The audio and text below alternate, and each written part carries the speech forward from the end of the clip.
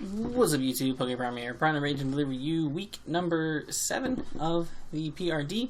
You saw our team builder yesterday. We are taking on the CC and the Vicious Victinis. And as I predicted in my team builder, she did indeed bring mons within the core 7 that she has. She brought the Zygarde 100%, brought the D-Max Metagross, the Blacephalon, Primarina, Xurkitree, and the Heracross. So, without further ado, let us go ahead and see how this matchup went. Alright, let's go ahead. So, she leads with Xurkitree as I lead with the Tapu Koko. I'm just going to U-turn out immediately, get a big chunk of damage off on this thing. And I go into my room, just kind of thinking like maybe like a Volt Switch can come out here. But turns out that she went for the Energy Ball right away, and instead of being Scarf, she's actually Life Orb, which is problematic because we could live 2 Scarfed ones, like with the Rindo. We could live 2 Scarf Energy Balls. We can't live a Life Orb Energy Ball into another Life Orb Energy Ball. So that is immediately problematic because Xurkitree outspeeds majority of my team.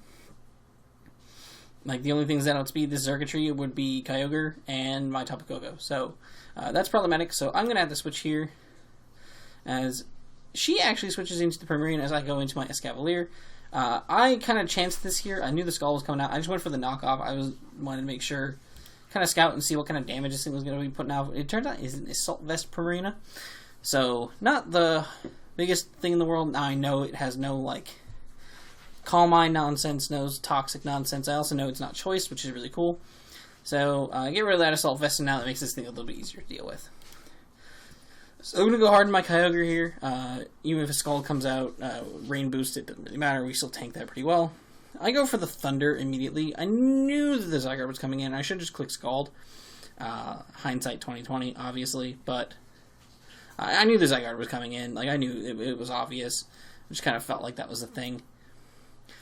But I thundered regardless because I figured, yeah, I could take out the Primarina, especially because of the electric terrain. Goes straight for an Outrage here, and I just Toxic this thing because I was like, I want this thing to be dealt with appropriately. I can get the free switch into Koko here.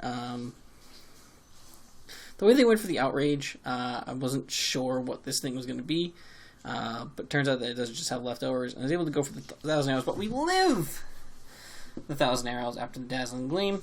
And this thing's just getting Toxic chipped. So I'm going to go hard into Runerigus here because I predicted an Extreme Speed to come out here as we were incredibly low, and I wanted to save Tapu Koko to be able to take out the Primarina later, or just to be able to outspeed generally anything on his team, or her team. My apologies. This is going to get chipped down with the Toxic, and it's actually going to reveal the Crunch here. I just set up the rocks because I'm thinking in my head, it's like, I need that chip damage on everything, and nothing here can remove hazards, so unless, like, they're running boots, everything's getting chipped here. Everything's taking 12%, which Xurkitree can't really afford because it's already down close to half, plus its Life Orb. Blacephalon's probably choice, so it's probably going to take 25%. And Heracross, like, is going to take a 12%. I don't know what kind of set it's going to have, but I'm just excited to sack the Rune here to the Zygarde, as the Toxic's going to take it out, so Kyogre gets that kill there. We see the Metagross come in here, and D-Max is me. I just went for the Skull because I'm like, I need a burn on this thing, and I do land it. That is very, very huge for this matchup, for sure. And now I'm kind of forced to go into my Escavalier. So I'm going to go into Escav, and this thing's just going to start racking up Spinefoost. And I was scared to go for that Max Quake, but I went for it anyway because I needed to get as much damage off this as I could on this thing. Plus, with it being burned, like, I knew that even if there were weakness policy, that I would be fine. Still, I'd still be able to tank another hit and then be able to KO the thing. So it wasn't too big of a deal. So we're going to tank this last Max Quake, and then Escavalier is going to be able to take out the Metagross with another Max Quake. So now, these 3 can't really do anything to me now, which is great because of the +2 SpDef. So, goes into Heracross here, goes for the close combat, does not kill us, and we are going to be able to take that thing out with a Max Steel Spike. So, Cool Bar putting in some work here. Primarina comes in, just going to be able to take us out with a Scald in the Rain, that's fine. I'm just going to go hard back out into Coco. I have no reason not to just click Wild Charge here. It takes anything out at this point, so I'm going to get the kill there, and then I go into my Assault Vested Regirock. As we do see the damage on the Lucephalon here, just go for the Earthquake. Earthquake was the safest play because I didn't want to go for Rock Slide and like have it miss against like a Circuitry coming in or something. Earthquake was just safe. It hit both of them, so there's no reason, nothing too crazy. And then now into the Circuitry, we tank an Energy Ball once again, and Earthquake is going to take out the Zerk, and we're going to win 2-0 over CC here. Good stuff. Really fun game. Really fun game.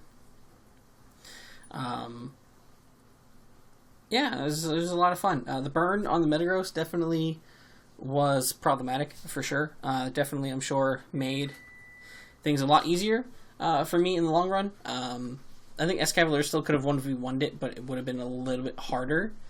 But even still, really fun game. Really happy that I got to play this one. GGCC. Best of luck the rest of the season. But we are now moving to 5-2. Which is pretty fantastic. Next week we play our good buddy Nate and his Baltimore Predacons. So it's going to be a lot of fun. I always have fun playing against Nate, so it's going to be a good time to do so again. Yeah. Till next time, guys, I'm PokePrimer, signing off. Peace.